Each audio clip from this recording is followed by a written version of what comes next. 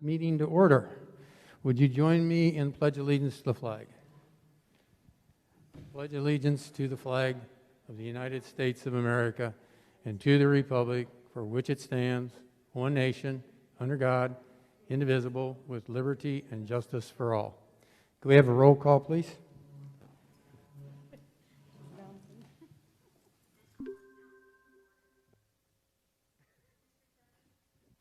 Here. Here. Mrs. Marburger? Here. Here. Dr. Freeze? Here. Dr. Miser? Here. Ms. Van Huss? Here. All right. This is where we hear from visitors, so is there anyone present or that signed in that would like to address the board?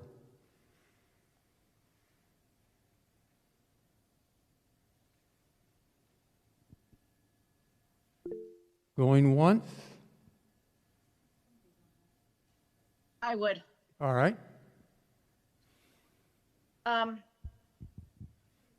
Hello, Go ahead. my name is Cindy Wagner. Am I ready to go? I'm sorry, am I ready to go? Yeah, you're ready to go. Go ahead. My name is Cindy Wagner, and I'm a teacher at the junior high school and a parent of two fourth graders at Memorial Elementary. And I probably need to note that Steve Turner is my father. I want to also note that he did not know that I intended to speak tonight. Quite frankly, I was afraid he would advise me against it. But as we all know, sometimes our children don't do what we want them to do. Sorry, Dad. I am here, though, to share with you some data from my classes. This year, I have 136 students assigned to me. That is 136. 6 of those receive packets of science materials every other week that I prepare for them. And the other 130 have been receiving science instruction remotely. Of those 130, 90% are passing. 90% are passing. In fact, 58% have earned A's this quarter. I compared these to my classes last year, and while last year I did have a 93% passing rate, I only had 21 earning A's. So many of our students are succeeding with remote learning, and many are actually excelling. And I think that needs to not only be noted, but celebrated. Our kids are doing it. These successes did not just happen. They are the result of hard work on part of the staff, students, and in many cases, parents, grandparents, and caregivers as well. For example, in the past 2 weeks, I have met individually, either in person at the school or via Google Meets, with 25 students. This is not counting the regularly scheduled Google Meets that would add another 104 contacts. I'm sorry, 304 contacts. This is just working with students who need some extra help. I have also corresponded with 76 students via email. Some of those consisted of multiple responses, but I counted them as one student. I also sent emails to students who missed the regular Google Meet to let them know what was discussed that day. And I tell you this not because I think I am the best teacher ever. I don't think that. I tell you this because this is what so many of our teachers and students are doing. They are corresponding. Students are learning to ask for help or self-advocate. They are getting so much better at wording their questions in email and carrying on conversations with adults. These skills that will help them in their adult lives. These are good skills. Yes, we have to do more for our students who are struggling this year. And yes, for many, remote learning is hard, but that number is still a small percentage of our total population. And please don't think that by saying that we are ignoring those who are struggling. We are not. Most of those students who are not doing well have been matched with mentors as part of our D3 mentoring program. Others are coming in for assistance, some on a regular basis and many hours at a time. Our special education staff have students in their rooms or on Google Meets most of the day. We are committed to helping these students. Our administrators, our counselors, our SRO officer, our teachers, our instructional aides, all have assisted students during this time. We know that these are hard times. We are offering help and assistance. Many students and families are taking advantage of these supports, and that shows the successes of our students. As a parent, I know these times are hard. I know that. I so know that. I have 2 children, and while they are twins, they are not the same. One is doing very well academically, and while she misses the social aspect of school, she is doing fine emotionally.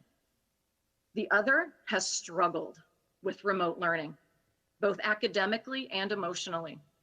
We reached out to his teachers and were offered some in-person assistance and accommodations. He now receives some direct instruction from his special education teacher in English language arts. He receives his occupational therapy and speech services in person and meets with the SEL counselor all in one afternoon. I cannot tell you how much this has helped and how appreciative we are for these supports. Even at 9 years old, my son said that it helps having someone to talk to when I asked how he liked meeting with the SEL counselor. These are hard times. I get that. It was hard to reach out, but I did it for my son. And now he is experiencing some success in school. Both of my children know their daily assignments are posted at 8 a.m. and they check their classroom accounts on their own. They have their own routines set up on how they like to tackle their assignments. One goes straight through them, the other needs breaks. While they would love to go back to school like normal, they have settled into this method of instruction, and it is working. I fear what it would be like for them to switch to a hybrid model and then have to go back to remote if the number of COVID cases continues to rise. We have just figured out how to do this model. We have found a rhythm. We are now going to transition to a new and very different model, a model that might not last very long before forced back into remote. I am worried about continuity of care that our children would receive if we transition to hybrid model at this time. I am not opposed to going back to school. I am not opposed to transitioning to a hybrid model. I am opposed to this model and this timeline. I admit that when I completed the survey as a parent, I said my children would return to school if a hybrid model was adopted. However, I was under the impression that the transition would be within the IDPH guidelines and be a safe environment for my children and the teachers. Under this model, I am not sure that those conditions are going to be met. Under this model, I am not sure I would answer the same way. I am trusting you to hear our concerns, to think through this model, and act appropriately with all our concerns in mind and the safety of our children. I thank you very, very much for the opportunity to speak. Thank you. All right, thank you. Is there anyone else?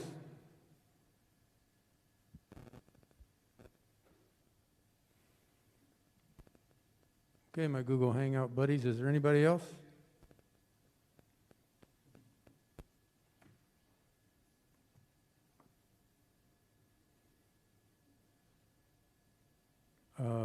Anyone else?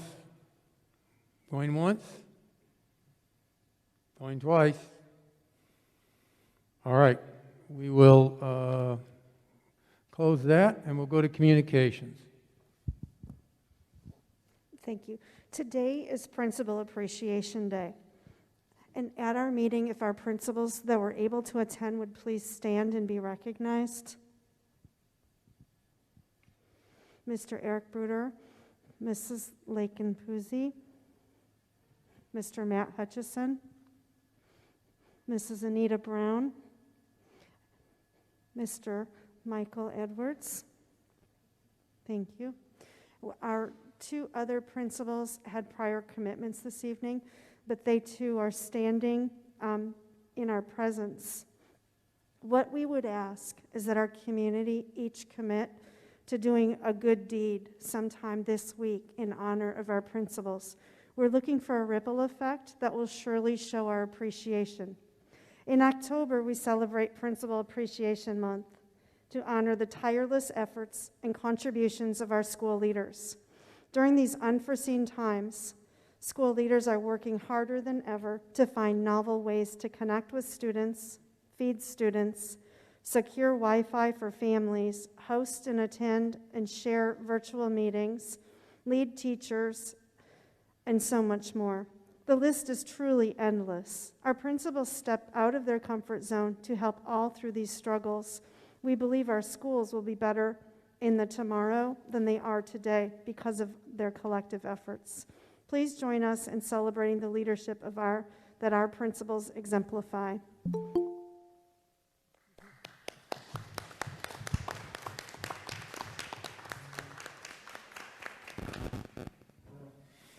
All right, we'll go to old business, and that is the COVID-19 update, review of the transition 2021 school year plan to include hybrid schedule. I'm going to turn this over to you and let you go. Thank you, Mr. Turner. At the October 13th school board meeting, the agreement was the school would have the district would have each school go back and work out a detailed hybrid plan.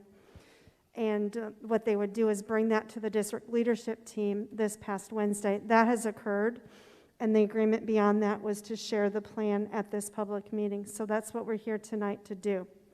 What I would like to do is kind of go through each arena of it so that we're all well informed. The first piece is families were surveyed, and approximately 90% of families were in favor of getting kids back on campus in some fashion. Our teachers were surveyed twice, and the survey information varied from the first until the one that was done again this week. In our teachers survey, there's trepidation where 60% of teachers are concerned about health and safety factors with returning kids to campus in a hybrid fashion. The next thing that we did is our HR program and status and reviewed the federal and state laws with employment matters. There is a program called Families First Coronavirus Response Act that dictates how we step through HR matters. The act is from April through December 31st, 2020. Board members, you have a copy of the act in the blue folder I gave you this evening, and it starts with a chart. But essentially, it provides federal leave at full pay for employees, and there are 10 days that are provided, 2 weeks, up to 80 hours. This would be for an employee that is advised by a healthcare provider to self-quarantine related to COVID, who's experiencing symptoms related to COVID and seeking a medical diagnosis, and quarantine because of a positive test for COVID. The next two things that happen are tied when you care for others. This is an employee matter. The next two areas are employees caring for others. And there's 2/3 pay for up to 2 weeks when employees have to step out to take care of family members that are quarantined positive or exhibiting symptoms and awaiting test. The third area would be for employees, and there are 30 calendar days up to 10 weeks of 2/3 pay if they have a child whose school or place of care is closed and child care is unavailable and they simply cannot be at work because they have to take care of children. So I wanted to share that. In working with our district leadership team on this Wednesday, there were questions about sick bank and pay. And so this has been shared out to the principals as a review, and it has been shared out to the union so that the teaching members and staff can take a look at it. What I think is important to note when we go back to a school setting, a hybrid setting, just what the rules of engagement are for employment. And so that's the reason that I share that tonight. There are Q&A on it, and as we interpret individual circumstances, we would go to the law and honor it.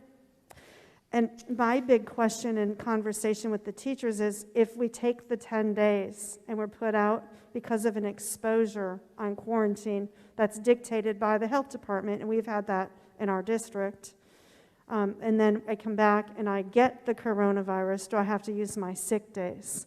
And the federal law says yes. What I am telling the union and the district is we will review those on a case-by-case basis. We are in no means looking to do harm to our staff related to the pandemic and the effects that it would have on our employees. So that is there for you. The next piece that's related to HR is one of our metrics. In our plan, the language that we have adjusted, and it's on page 1, is to take the metrics into consideration.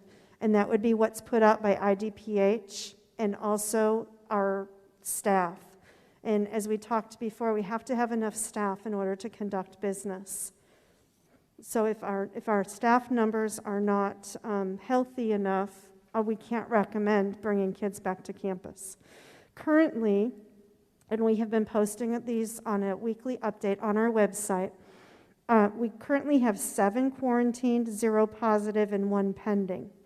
To break it down, I met this morning with my payroll department, and we have a specific process where the health department communicates with our head nurse, and then the head nurse communicates with administration, and we track days and we track cases. And then we have a form that ties to the payroll department so we can simply keep track of everybody's dates in and out. So right now at the high school, I have 3 teachers. One comes back November 3rd, another comes back November 3rd, and one comes back October 27th. One is looking at a quarantine pending a test. The next is on a quarantine, and the third is a positive. And each of those 3 have been able to work remotely and are still on payroll, so they have not tapped that federal bank that we talked about a minute ago. At the junior high, we have a teacher who is on quarantine until October 27th, and she also is on a remote assignment. And you'll see in that HR update, it talks about if a remote work assignment is available and there's health to conduct your work remotely, that's an acceptable way to manage, where they don't have to go and tap that special bank of days. And incidentally, that special bank of days that gets paid out supposedly will be reimbursed to the district at the federal level. So we do have the reporting and the compliance factors through our payroll department to address that, and we'll see how that process works. At North School, we have a certified staff member who's out on remote work and is at the remote payroll level for a 10-day leave. These are all 10-day leaves, essentially, who's due back November 1st. And we have a playground aide at North that's out with an exposure and an illness, not related, or it's not a positive at this point, and who's due back October 27th. So as a wrap it up, I've got 7 quarantined, 1 pending, 1 positive.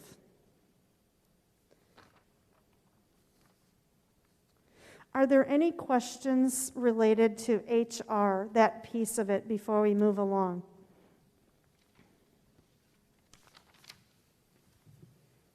Let's talk about healthcare next. One of the metrics that IDPH puts out is the hospital's capacity to address community health. And at the district leadership team meeting, one of our members went to the hospital with a severely ill parent who'd suffered a heart attack. And the hospital did not have the capacity to deal with that individual, and they had to do a holding place for her. And she was very concerned because she just had this experience, and she said, we need to know that the healthcare system can manage if there's an uptick in numbers. And I did work with them, and I have been in communication. This is how it has been conveyed, and it's very similar to the conversation we just had here. If their staff ends up sick and exposing other staff members, they have to shift their staff to cover the bases. Similar to what teachers would have to do, we'd have to put administration into the classroom, or we'd have to bring in subs. So it's the very same conversation. They told me that they do have a system of connected to different communities, and they feel that they can be responsive to manage the health care as far as beds available and service. But it's the staffing matter, and I completely understand that because we have the same concerns here in our district. Any questions related to staffing and health? What's our plan if we don't have enough subs, administration, and teachers to complete a class, especially at the high school? So if we end up in a situation where we can't staff, we're going to have to flip to remote or stay in remote. It's a key factor. You know, we're service-based people industry. And my concern for the staff is we are set up to operate on basically a 20-to-1 model.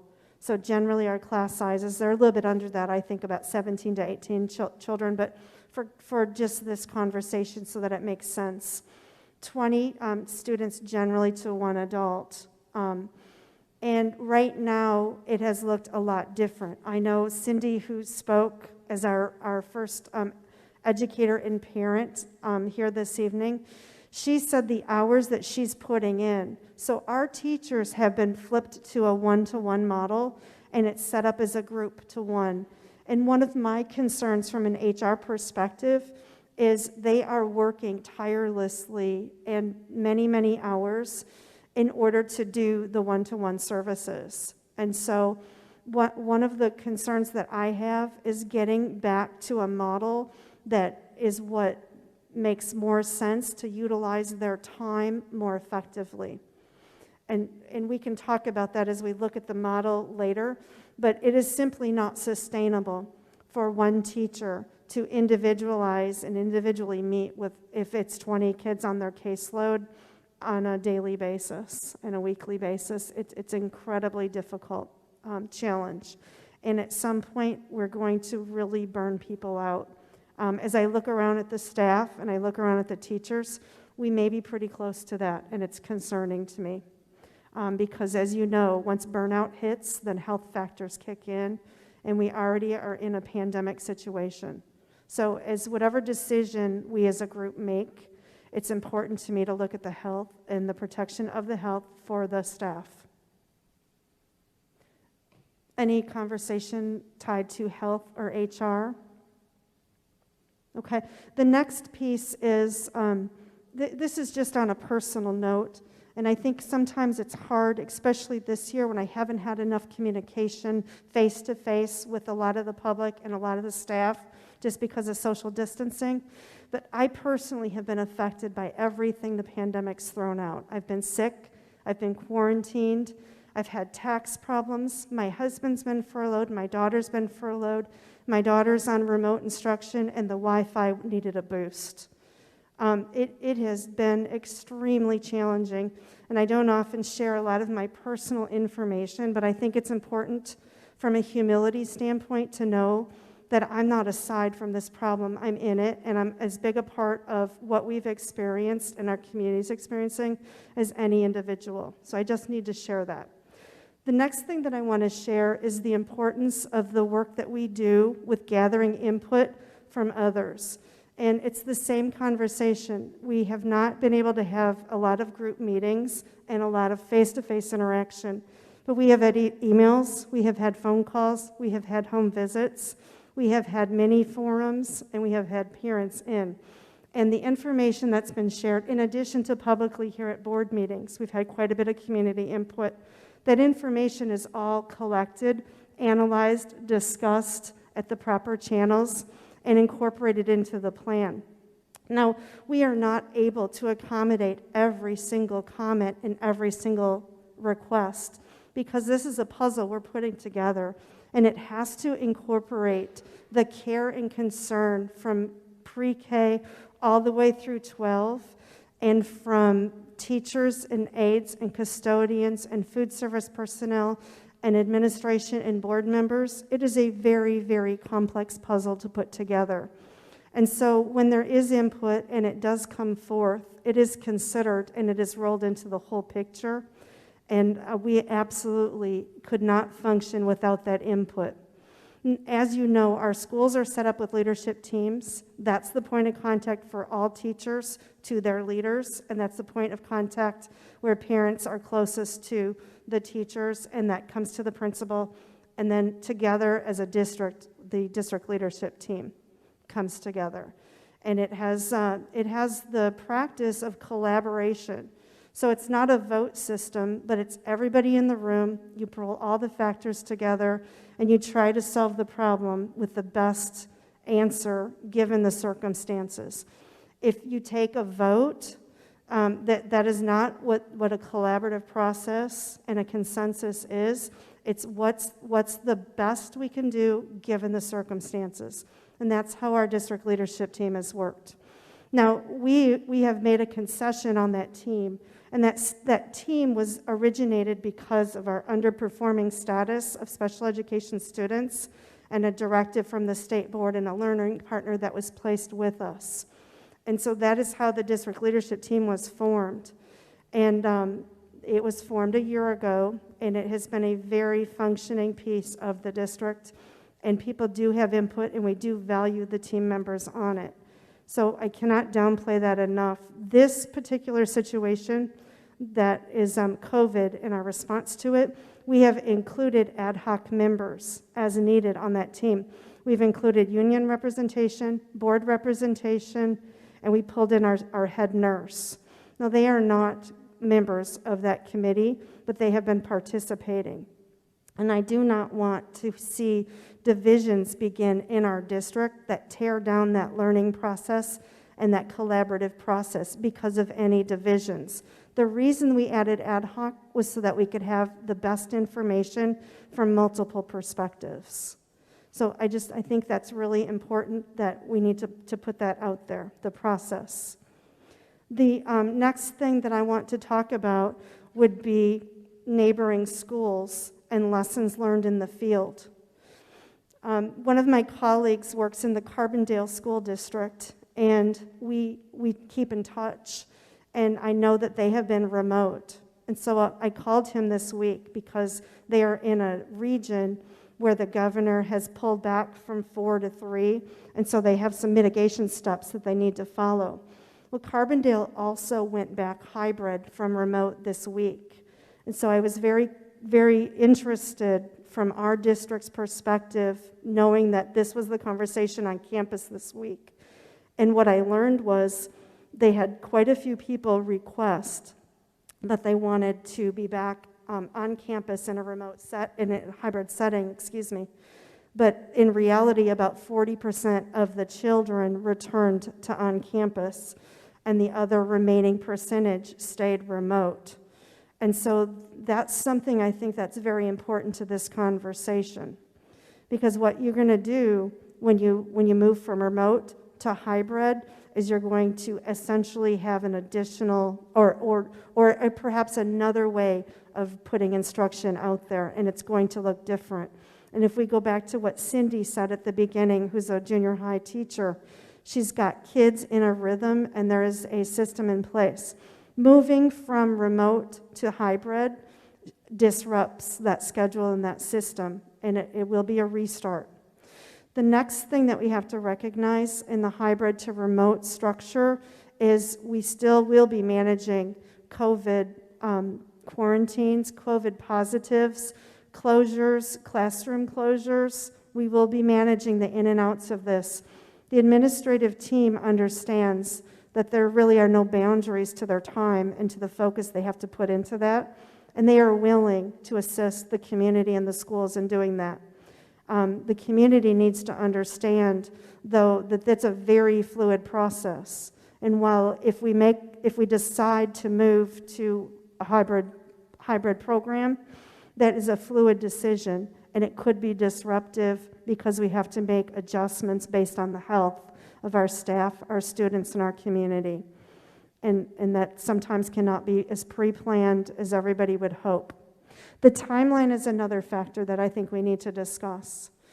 When we had our district leadership team meet in June and begin the planning process, and we had 3 parts, and it was discussed that it would be fluid. It could be remote, hybrid, or all in, and we would be fluid throughout the year. The health department approved all 3 versions of that plan, but when we came together as a group and put that forth in June, it was with the understanding there would be adaptations. As we knew more, we would change. And as you know, guidelines have changed along the way, and we've tried to update and incorporate that into the plan. But heading into this year, we knew there would be a lot of disruptions. We knew that there would be a lot of change. There's been a request on timeline from staff to delay the start of hybrid. And I don't know if that's a good or a bad recommendation. What I do know, at some point, we need to get kids back on campus. Our number one priority here is obviously safety and education. And we're very concerned about the social emotional development of our students. We were so concerned prior to the pandemic that we added social emotional counselors in every school as a number one priority, and that came out of multiple committees, came out of curriculum, it came out of finance. And generally, you don't see a move like that come out of a finance committee, but the district was so committed to social emotional development. What we know when we do decide to bring kids back to campus is that's going to be the focus. Some kids have not been in this building. If they're transitioning to high schoolers, they don't have lockers where they know where they are. They don't know where to park. They don't know where to enter. They don't know where the restrooms are. They don't know the protocol for picking up lunches and washing hands. They don't know the protocol for walking down the hallways. So there has been substantial interest and work at all school levels on a commitment to social emotional development for our students. And so when you move from remote to hybrid, the shift moves to social emotional development. And the push for the extreme academics is not going to be at the forefront of that. So that's going to look very different on both ends. And as I said earlier, we have to program for all kids across our district at all levels of education. So I think the timeline is something that's really important to discuss. And we look at our county metrics here, and we look at the phase we're in and the work the governor's doing, and the work with the election and all of the factors that are really influencing public decisions right now. And we take all of that very, very seriously as we compile critical information and have these conversations. And so the plan that you have in front of you, this plan talks about bringing hybrid kids back to campus, and it talks about doing so in November. And the reason that we talked about a date was working with parents. We heard that they thought our metrics were gatekeeping measure to keep kids out of school. And by no means did the district ever have that perception. The district put the metrics in place as a safety factor to review for return to school, but as a way in, not as a gatekeeping measure. When that perspective was shared with the district, that was taken very seriously. This plan reflects the metrics are considered as part of the conversation, but as we talked at the last board meeting, there are situations in a community where the metrics could possibly be swayed. And we use the Park Glen story. So our community had an outbreak, and they closed that facility down. Those numbers would impact the percentages, but they were contained to that environment. And so as we make our decision and continue to make our decisions through this fluid plan, we're going to monitor the metrics, and it's going to be a part of the conversation. What also you will see that's different in this plan are the exact hybrid schedules and logistics, and they are loaded at the back end of the plan, school by school. So if you would take some time to take a look at that schedule, and we can talk about schedule for this time.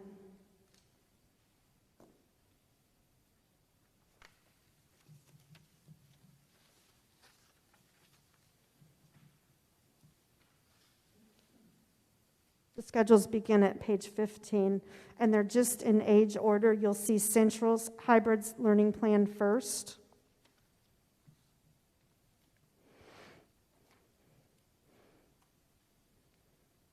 At some point in time, our students do come back to campus, and then we adjust. I have been asked a million what ifs, and the only thing I can say to that is there is no what if Bible. There just isn't. And as situations come up, we have a commitment across our teachers, across our board, across our administration, and our staff to work out the answers. The what ifs are going to happen. And as we encounter problems, we'll continue to problem solve. We acknowledge concerns. We acknowledge safety concerns of our teachers. We acknowledge class size concerns, and there is full commitment to work out mitigation efforts so that the IDPH guidelines are followed when we decide to return to campus, and there's safety factors in place for all, for adults and for children.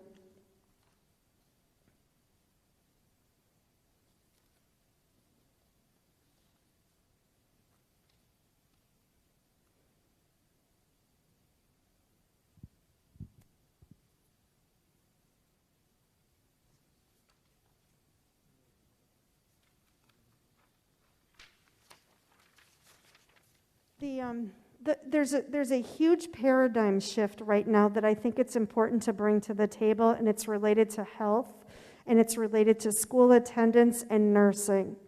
Typically at a school, our goal is to get kids in and to have attendance. And so when we would have kids at school that would be sniffly or be coughing, and they would be sent to the nurse would assess them, and there's no fever and those real concern, they would get them back in the classroom. We are no longer looking at health from that stance. We are no longer counting attendance like we did. The State Board of Education has an agreement with schools that as long as you connect, attendance is different. So it would have to be a commitment and an understanding between home and school that if students are sent to school, parents certify that they are well, and they go through the whole checklist of symptoms, and then our schools would temperature check prior to admitting into the school.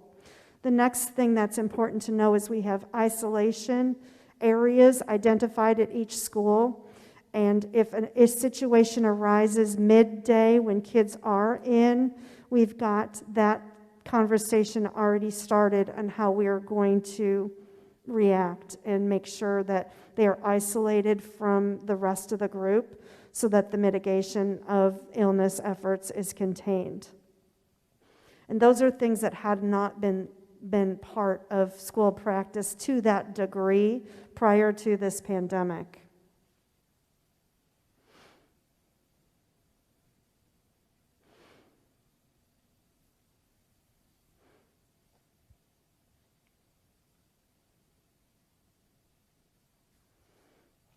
So it's my job to get people together to work and to figure out the best solution for our community. And that's what I'm here with a commitment to do and be responsible for my students' learning and be responsible for my staff's health and performance. And if there are areas that have not been addressed or that need further identification or clarification, I'm absolutely willing right now to hear that, or I'm willing to work those details out as we move further with planning so that people do feel safe. What I notice right now is there is a significant amount of stress. I know I looked at myself in the mirror today and I thought, oh God, look at those eyes. But you know, we are all under an extreme amount of stress because we're living through a pandemic, and it's been a century since the world has experienced anything to this magnitude, so nobody has the playbook. But my parents are stressed. They're trying to take care of work. They're trying to take care of households. They're trying to partner with school for education. My students are stressed because of some isolation and some expectations that have changed on them and remote instruction. My work crew is stressed. They want to make sure they're doing good work. They want to make sure that their cleaning efforts are safe. They want to make sure that they're safe. My Board of Education is stressed because they have taken an oath to do what's right for learning in the community. Kids, parents, teachers, staff, food service, administration, friends, neighbors, we are seriously all in this together, and the only commitment we have is to do what's in the best interest of the community and our students. And so I'm here and I'm poised to see your thoughts on our best step forward.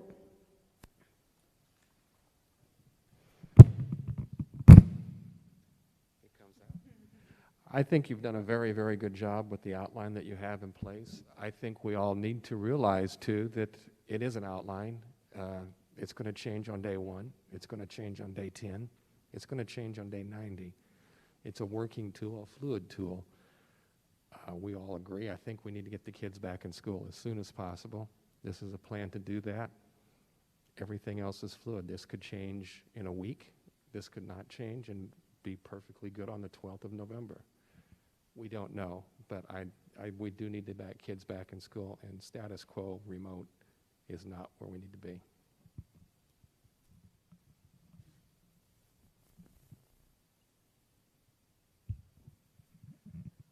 I want to get the kids back into school as quick as we can. The timing, to me, concerns me because we're spiking right now, and that was the same criteria that was used to take us out of class. We understand the virus better. We're doing a better job at controlling it. I just don't know if right now is the best time. And when I say right now, I mean this month. I'm not talking in a month or something like that. I think that might be a time to look at it better. I think these numbers are trending down from what I've seen, and they probably will trend down. And we talked about a metric being the rate of infections, but that seems to be fluid because we're going to see what else is going on.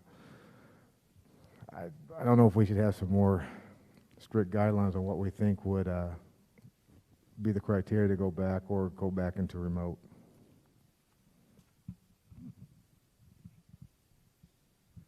I want to thank Dr. Daugherty. I thought she did a very, very thorough and great job of explaining what the situation we have. This virus is a terrible thing. We're all suffering, and I know that the parents want our kids back in school. I know our teachers would like to come back and help them, but we do have a problem. And so as I said the other night, I feel that going back on a hybrid, at least we're going to find out what's going to happen. If we can come back safe on a hybrid and the metrics go down, then I think that we're safe to then bring them back full time. But until that time, I would start small and see what happens. But that's my comment.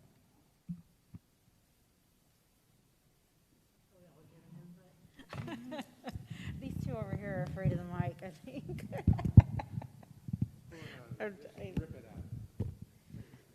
I might break out in song. I'm just kidding. I have to agree with Dr. Miser because I think that it's time to get the kids back. I think going hybrid is the best approach because you bring a little bit, we learn from it. We have to learn at some point, right? And we need to bring them back and give them some type of normalcy. I know it's not, that's the thing I think that everybody has to remember. Don't think coming back it's just going to be the same as it was when we left in March. It's not the same. The United States isn't the same. Our lives are all different, and we are learning to adjust to that, and we need to teach our kids to adjust to that too. Instead of, I was talking about this the other day, instead of complaining and griping about the situation we're in, let's teach our kids to adapt. Let's teach them to be flexible adults. I work remote 100% now. Had I not been able to adjust, I would not be employed at this point. So I think we have to teach them that a little bit. And when I return back to work, it's not going to look the same. Life is going to be different. Maybe it's 2 days a week. Maybe it's a day a week. So I feel like we have to get these kids back in order to start adjusting their lives back to the way as normal as we can get it for them.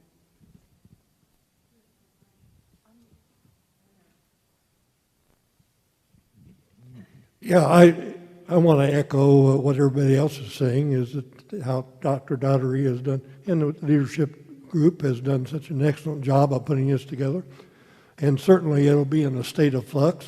You have to wait and see how it goes. Whatever plan we go has got some ramifications to it. And so we hopefully make an intelligent decision tonight and see how it goes and leave it up to our people in charge to keep us advised. I agree with a lot of the statements that have been made tonight. I do strongly feel that the kids do need to be back in person in some form, starting smaller and working our way into it so that we can figure it out and we can learn from it. The virus is here. It's not going to go away. We can't shelter in place forever. Teaching our kids to hide from things, I don't feel is setting a good example. Doing things the right way, being careful about it, yes. I think the district leadership team has done a great job communicating with one another, putting together plans, making them fluid, adjusting with what needs to be done at certain times. I strongly feel that the social emotional aspect of the kids not being in school, I don't have words for that aspect. I think there's a lot of things that the kids are missing out on by not being in school. I know that the teachers went to school, they're better educated than myself as far as teaching the kids and the how-tos. I think their education would be better suited in school. And that's it.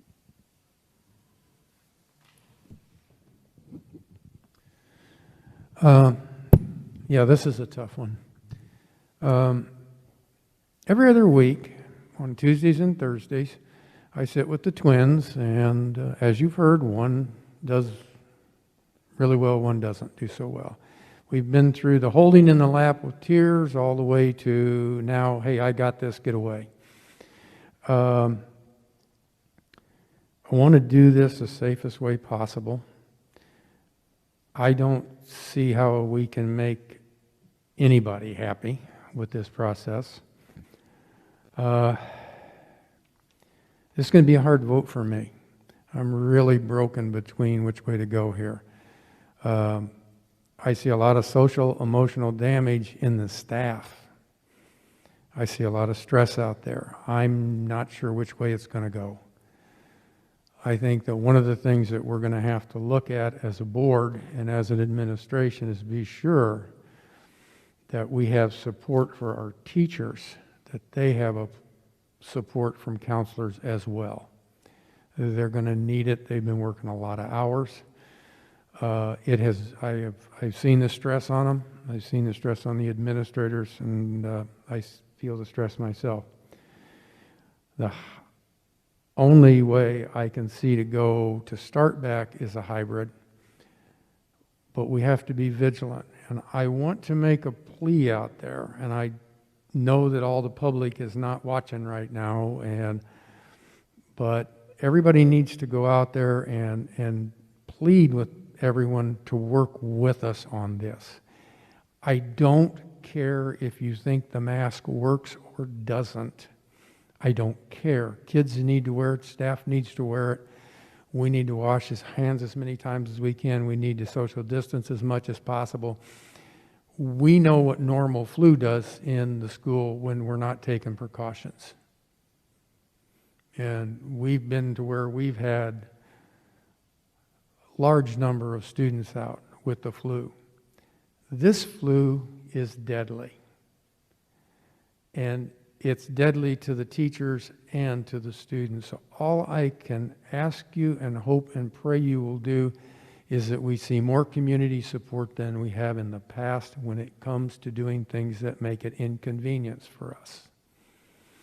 If we're going to teach these kids how to buckle up and face adversity, we need to see that by example. And I know I'm going to get a ton of letters about we don't need lectures, we need solutions, but we do need lectures sometimes because that's how we learn. I can't say it enough. We need support. The teachers need support. The staff needs support. We need a community that's willing to sacrifice a little of their so-called personal freedoms to help us get through this. Because by leading by example, the kids will do what we tell them here. We need some help outside of here. That's all I got to say. Do you have any follow? First off, does anybody have any questions on any of these individual Central, Memorial, North, junior high plans, high school plans? If I read this correctly, the temperatures are taken when they come into the school, and we encourage people not to use the bus. But my concern is kids getting on the bus without being screened. Valid concern. Right now, as I understand this, and please correct me if I'm wrong, they're to wear the mask. Everybody on a bus has got to have a mask on. Everybody on a bus goes to one seat, social distance as much as possible. And then they will be checked when they come to school. We are, again, relying on people not to give their kids a couple aspirins to break the fever and send them to school. So we need to be sure that people are paying attention to that. But that's how I understand it, that we're not going to be taking temperatures getting on and off buses. Is that correct? Yeah. Regarding right now with our buses, we have 18 routes. 5 of them are double staffed. Generally, it's a bus driver, and they're prohibited to get out of their seat. So they don't feel like they have a way to take a temperature aside, off of those 5 buses where they have aids on for a variety of reasons. So what our buses have put into place is a seating chart. Actually, seating charts are part of the plan throughout spaces. And there's 38 kids that are basically scheduled to be on a bus opposed to full capacity. And they're socially distanced with the seating chart. So if there is a health concern, the tracing would be around that 6-foot parameter. Anybody have any other questions on the individual school processes or anything? I got a couple. I noticed that in the plans, the junior high and the high school have put a calendar of start date of the 5th. Be the 5th? That's been adjusted? Okay. I didn't see start dates on the others. I assumed it was more like a to be announced type of a process here. But I just wanted to clarify that. Okay. And if you noticed on Central, I was a little confused on this. I saw an AM and a PM. I couldn't figure that out because it's been a long time since I've been in preschool and didn't realize they had already broke their kids into half sections, so now they're in quarters. So you have one section in the morning, one section in the afternoon, but those are all like A group, section 1, section 2, and so on and so forth. So if that was confusing, probably wasn't confusing for anybody else but me. But The other thing that I wanted to ask about is special education. How's that working? Are those special ed kids going to be there 4 days a week, 2 days a week, 3 days a week, or 5 days a week?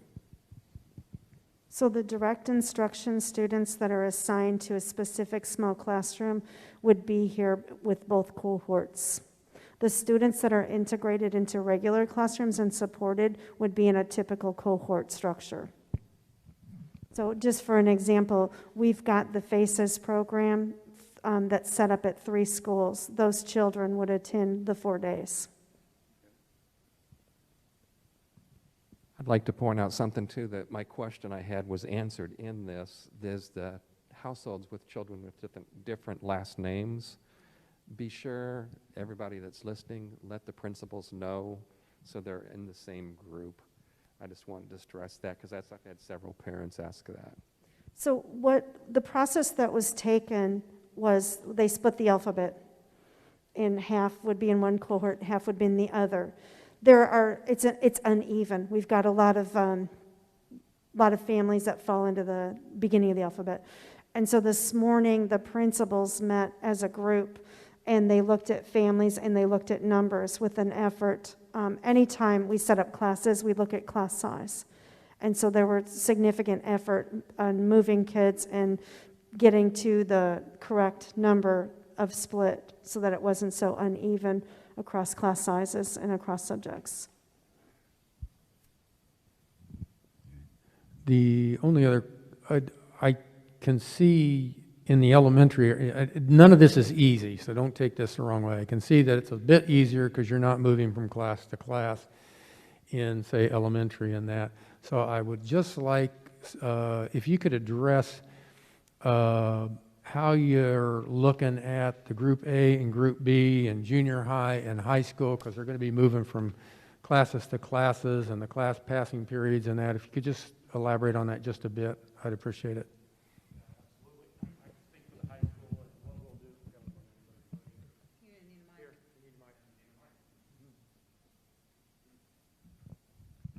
Yeah, I can speak for the high school, how we'll do that. Again, we have divided our groups. We have a Group A and a Group B.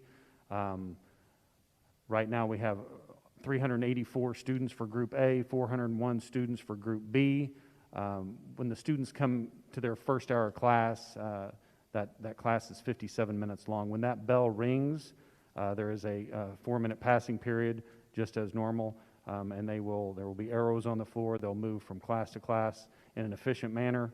They will not go to lockers. The lockers, when they do go to lockers, will be before school and after school. So during the day, they'll just go from one class to the other. So, and you know, it's a block schedule, so it's only 4 classes. So we think that that'll reduce the amount of contact between students.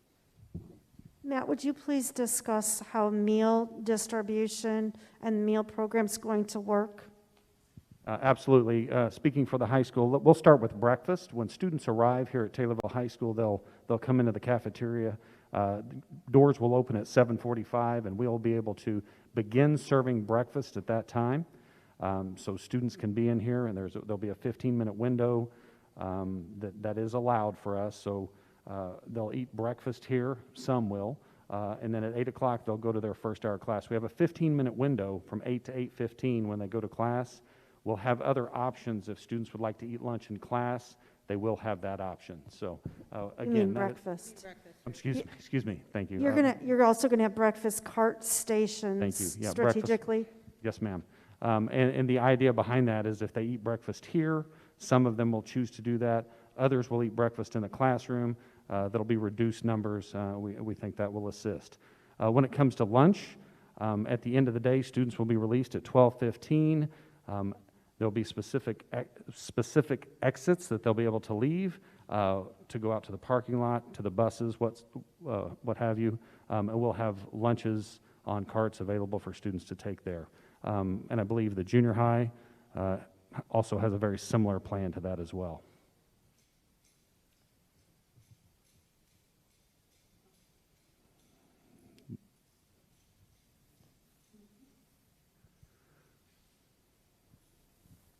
Does anyone else have any more questions, comments, or concerns that they need to have addressed or brought up? So we've got some key staff that are here in the building that have been in communication with many other staff members. We've got our head nurse, we've got 2 head teachers, we've got some district leaders and building principals. I would encourage you, if there's contributions to be made that really need to be considered, to bring those forth.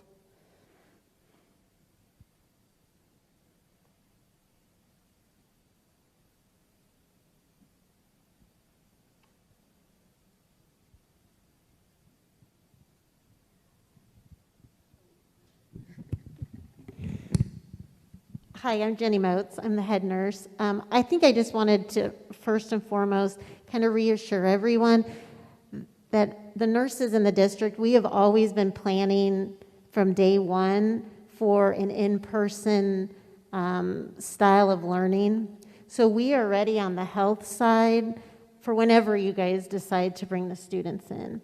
And there's been many factors that we've been watching and looking at to try to make a really good determination on the health side, when is the right time to come back. And we were using the metrics from the state as one tool, but we were also looking at what's going on with our current staff health-wise, how are the other districts or schools around us dealing with the COVID situation. And what we found is most schools are going back to some kind of hybrid now, even with the numbers trending up a little bit. The schools specifically in our town, St. Mary's, Vision Way, have maintained and done a pretty good job managing being in person in school. We look at Rochester going back to a hybrid. We've talked to some staff over in Mount Zion who've been in a hybrid, and Nokomis and Pana. And I think on the health side, I just kind of want to reassure everyone that the nursing staff is well prepared to make sure the students are safe and maintained in school, as well as the staff. So whenever you guys go back, we have been ready and planning and preparing from day one to be in person. So I just want to give that reassurance that we have a really good plan in place for whenever you guys decide to go back.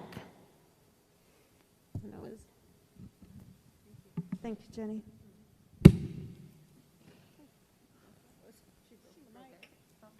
Any principals?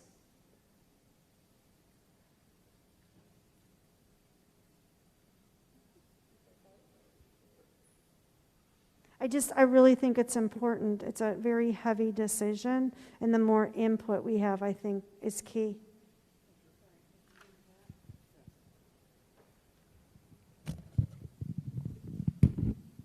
Thank you for the opportunity to address the board. My name is Eric Bruder. I'm the principal at Memorial Elementary. We, like our nursing staff, have been preparing as well to bring our kids back in as safe a manner as possible. I'm very happy with the leadership that has been demonstrated with our school leadership team, with our parent representative. We have worked together to build a plan that we believe addresses all the contingencies that we can think of as of today. We agree that the plan will be fluid, that it will be evolving, and hopefully will reflect our ability to learn as we do jump into this hybrid situation. We also believe that that's the best possible transition. The fluidity of our plan, as outlined from day one, really promoted our ability to assess the situation, to look at all the different variables within the community, where the spreads are, and then be able to read and react accordingly. I agree with Dr. Dougherty that I believe our health team, our custodial team have done a great job mitigating the contaminants so far, and that will not change.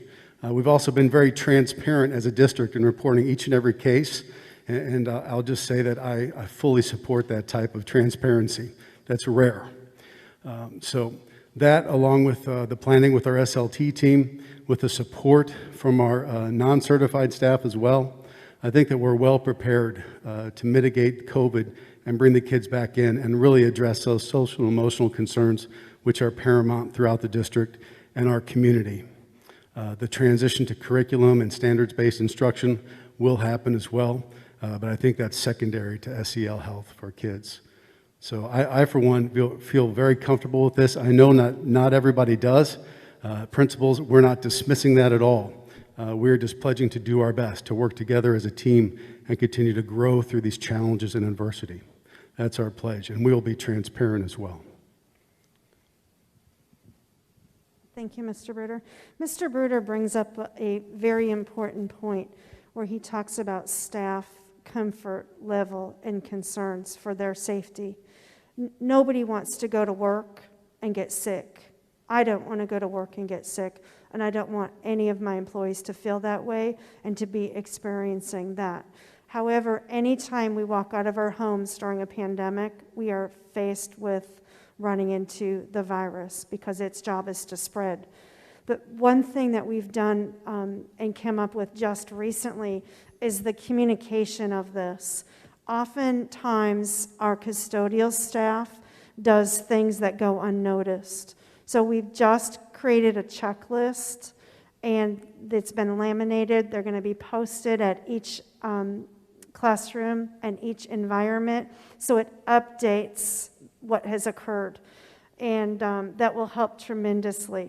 We've got a deep cleansing process for sanitation scheduled on Wednesdays, which is a remote day for all and a gap day for kids, and also on Friday when that group leaves.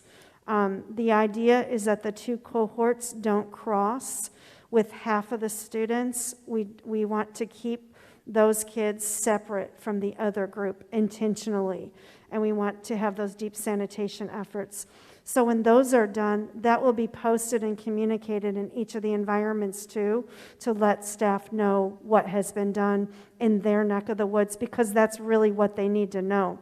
I received a communication, and we respond and take very seriously concerns from every department, but our tech department sent me a message this morning early and said, we go into each environment, and how do we know which space has been contaminated? And so we came up with a way to problem solve that. But I really think the answer through this is communication and continual problem solving, so that we can get to a better place where there is a feeling of safety. I had a couple of questions here. Students will still have an option to stay fully remote also. Is that correct? That's a plus, I think. Give them a chance to do that. The second thing is, what about on Wednesday is a sanitation day at the school? What types of things, would you explain what types of things go on to make sure that that gets properly done? Yes, there is a specific checklist that the custodial staff goes through, and what it's basically high-touch surfaces, deep cleaning, and then the fogging machine. And that fogging machine has a chemical application that drops everything. And so my request, and it's been honored as commitment from the custodial staff, is that the employees are not locked out on Wednesdays. I want them to be able to have access, but all that we are going to do is require more communication.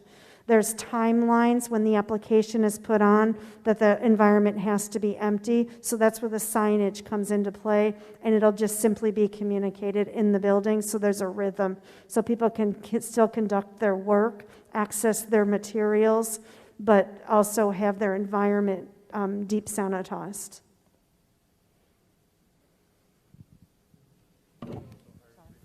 Oh, one more thing on that. We also are hiring 3 additional custodians, and they will be specifically trained and on the sanitation efforts. So I'm Lakin Pusey. I'm at the preschool here. I'm the principal. I just wanted to speak about the littles. When we started talking about all of this coming back in person, I kind of had some of my own fears, just because the tiny people are germ bombs. I mean, they're not the most hygienic little people, but they honestly, the kids we've been having come in for one-on-one services are better at wearing their mask than most adults. I know that was a question at the last meeting. We haven't had any concerns about that. So I reached out to a few teachers in the area.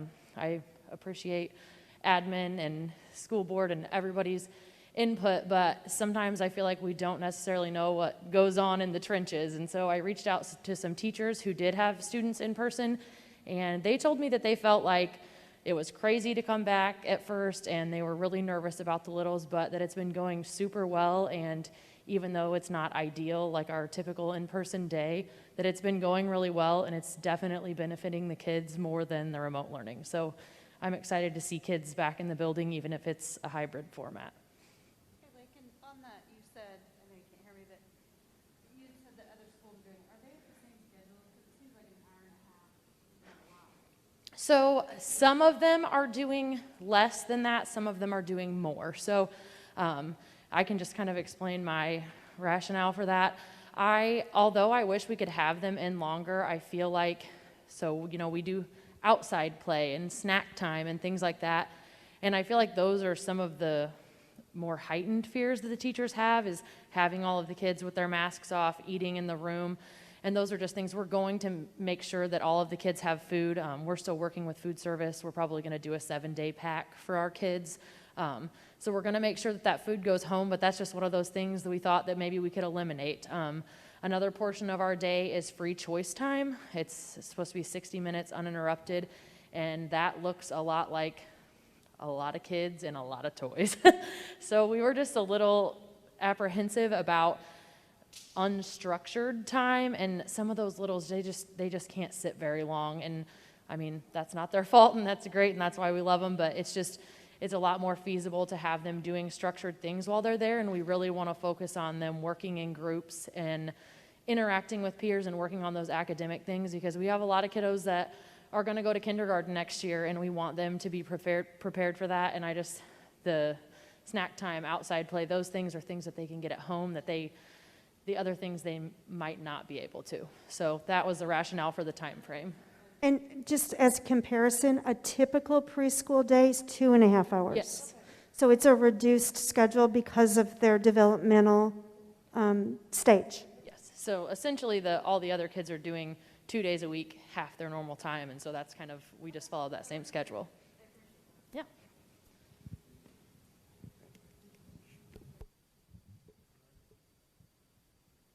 Might make a comment. These things have been sterilized, and we sterilized our hands when we came in. So I know that several of us are talking using these microphones, but we've all cleaned our hands, and these things have been sterilized, so we're not spreading the germs around the board.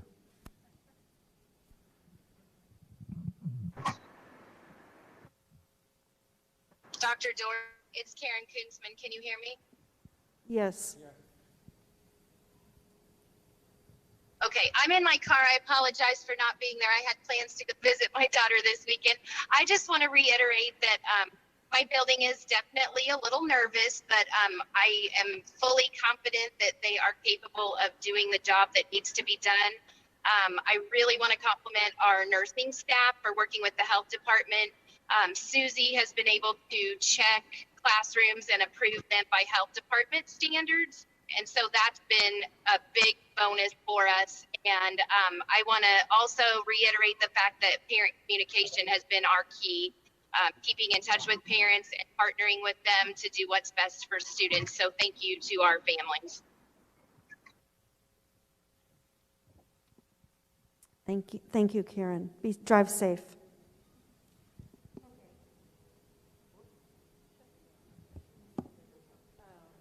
I think I got it now. Okay. First of all, this is really uncomfortable doing this. We talk in front of students all day long, but it's different talking to a group of adults. But I'm Amber Thorpe, and this is Stephanie Leonard. And tonight, I'm not coming for myself. I'm coming for our teachers union. It's been difficult to make sure that we are truly representing our teachers in this time, because we're all, number one, we're stretched and we're stressed. And we don't want to discount the fact that there's a lot of very different opinions. You have a staff that ranges from very young, the same age as my children, teaching all the way up to those that are getting ready to retire. And with that comes a lot of different concerns, a lot of different questions, a lot of trepidation in looking at these plans. And we know what we've signed up for. We know that we want to teach students. That's why we got into this. And doing it remotely has been extremely difficult in a lot of different avenues and a lot of different ways. But one thing that we're noticing as we're looking at the possibility of going into a hybrid plan is that there are a lot of questions that teachers have asked about the plans, and now that they're seeing them and digesting that and thinking, how are we going to make this work? And so what our biggest question is the date that is at the beginning of the plan, if that's a hard, fast date, that we're looking at coming back. Because I think the teachers are just needing time more than anything. And I know you could say, we've had since March, we've had since August, but until it's a reality and something's in front of us that, oh, here's the plan, this is what we're going to do. Okay, how are we going to make this work in each building? Then more questions pop up. I will say, Karen said this on the conference there, but the nursing staff has been amazing. And I witnessed that in my own building where they're going room to room right now, working with staff, trying to make sure that our rooms are set up and socially distanced and everything. There's a lot of classrooms still that needs to happen in, though. You're looking at, I don't know how many classrooms there are in this whole school district, but there's a lot still that need to happen. So that's a time factor too.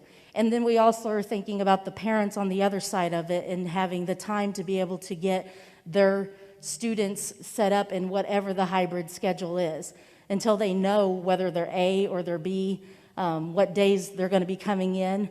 You know, then they're going to have to be making a plan at that time. And we just want to make sure that, I think time is a big thing with that. And there were some concerns that have been brought up that I know that we'll work very hard with administration to make sure that those concerns are addressed and that our teachers do feel safe and ready to go back. Did I cover everything? Okay. Thank you. I know that's hard.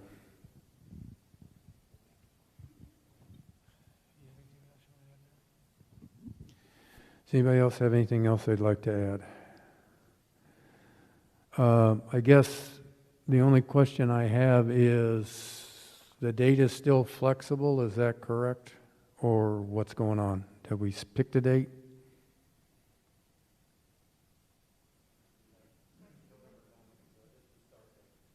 So November 9th would be the start date, is that correct?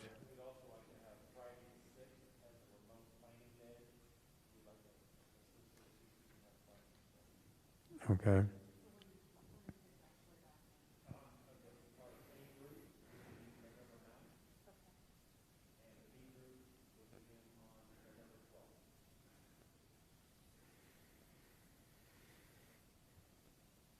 And is that what we're going to do at the junior high also? Okay. Well, we're at that uncomfortable time. Go ahead. Yes. So we're at that point of fishing or cut bait. So I'll leave it to the floor if anyone wants to make a motion to adopt the hybrid plan as presented with a tentative start on the 9th or whatever. This is probably not what you want to hear, but it's not an actionable item. It's just, we just need agreement. I'm sorry to do that to you. No, it's just we have a consensus and agreement on how we want to proceed. Yeah, just everybody's informed, and we've got, you know, the right information, the right input, and then the best decision. And obviously with a consensus, you don't get everybody doesn't get the caveat that they want. It's just the best for the group given what's going on. I think it's a good plan, and I would like to see it implemented. Again, everything is fluid. I mean, we could be completely not clear, but numbers down in 2 weeks, we could be up and have to push it back. But I think we need to adopt it and put a start date and try to get things going.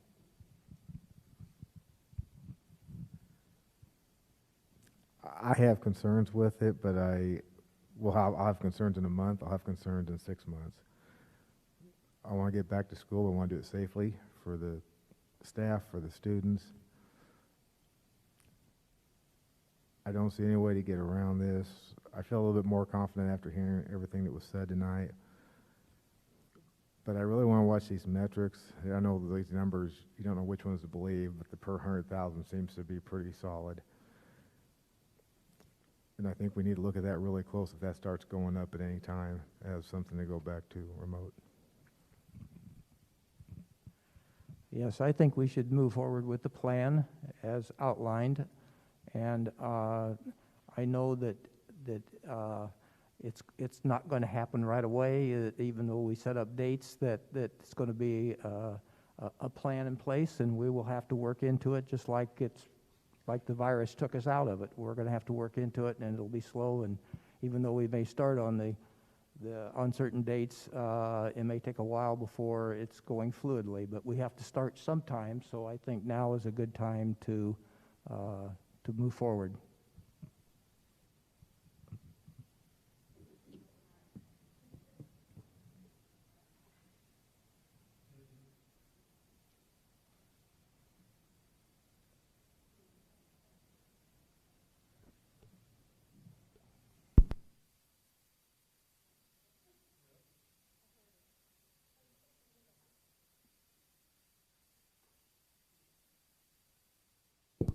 Just something to think about as they're working through that audio piece. With our union representation here tonight sharing concerns from our teachers, we don't take that lightly, and they're asking for more time. Would it be a benefit if we did 2 preparation days that week preceding, opposed to 1?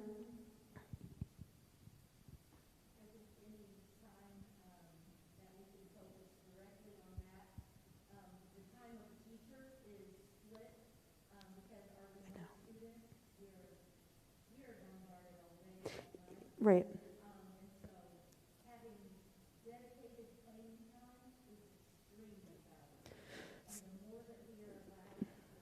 So we've got 5 days, and this hasn't been discussed yet in tonight's meeting, but it has been in planning. The state has granted districts 5 days in the bank to use for remote learning planning during the pandemic. And basically, it's a day where kids don't have instruction, but staff works to do exactly what we're trying to figure out here today. Now, we don't know where the year goes, and we only have the 5 days. So we've been protective of them.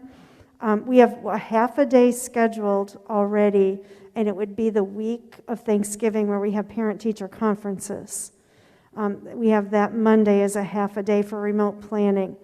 But if we were to take 2 days opposed to 1, would contribute to help with time, would that be something that would help alleviate some stress? Then we would have half of those days still in the bank. We'd have 2.5 days to manage, as we process through.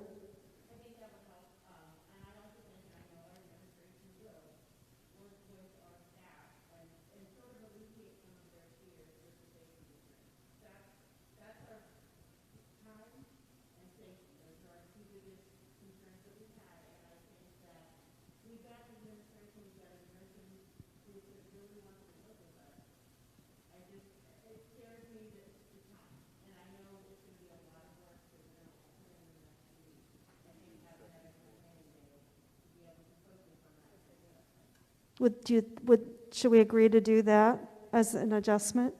Okay. So then it would be Thursday and Friday of that week where we wouldn't have students on campus, but we'd have staff on campus for planning. So if you go to the very front page where it says November 6th, we would just add the 5th to that, 5th and 6th. And then that still has half of our planning days in the bank that we can utilize and shift when we need to. So it still puts students here on the 9th? Yes, yeah. It would take that day. They'd have a down day. Perhaps they could read that day. That is part of the fluidity. Oh, I just wanted to make a couple of comments. I've got a daughter that teaches first grade in Minnesota and a daughter-in-law that teaches in Florida on Amelia Island. So I talk to them every week, and they talk about how much harder they have to work because they've got some remote, some face-to-face, and so on and so forth. I want to make a comment about teachers and administrators and so on and everybody else in the school district. I know you're working hard, and I know this is a tough decision we've got to make tonight. But you guys need to be commended on the hard work that you are doing, and especially this leadership group in the planning. This thing is comprehensive, and it's very well done. Amen. I think you guys have put together a great plan. I appreciate all of the hours and the time that you guys have put into planning and changing and revising and doing what you can to make sure not only our students are safe, but that the staff is safe. If we don't try, we're never going to know what we can do, and I think we owe it to our students and the community to do that. Thank you. I would agree with everything that's been said. I think I failed to say this earlier, is thank you to the teachers, the staff, the administration, because I see it.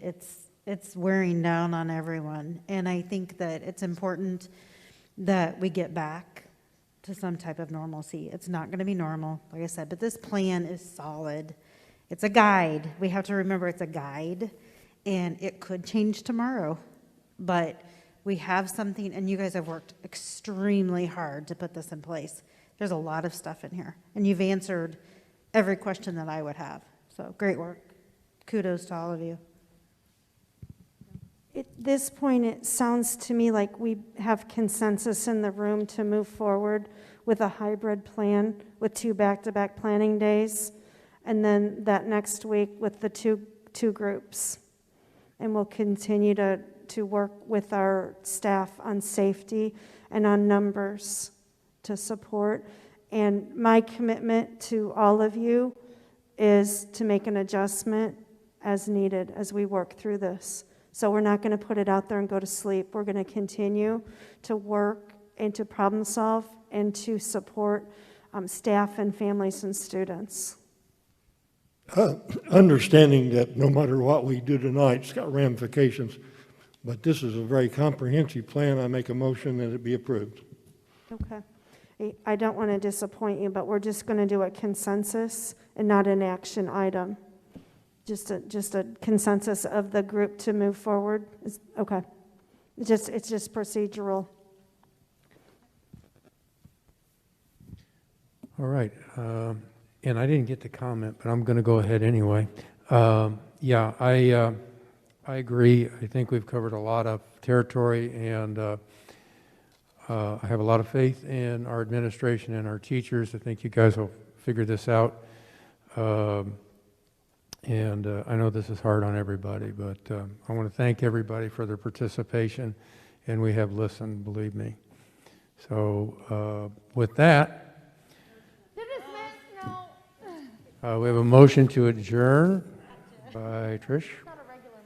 And a second. Oh, I'll second that. And a second by Ms. Van Huss. All in favor? Aye. All opposed, same sign. We are adjourned. I'm letting him finish.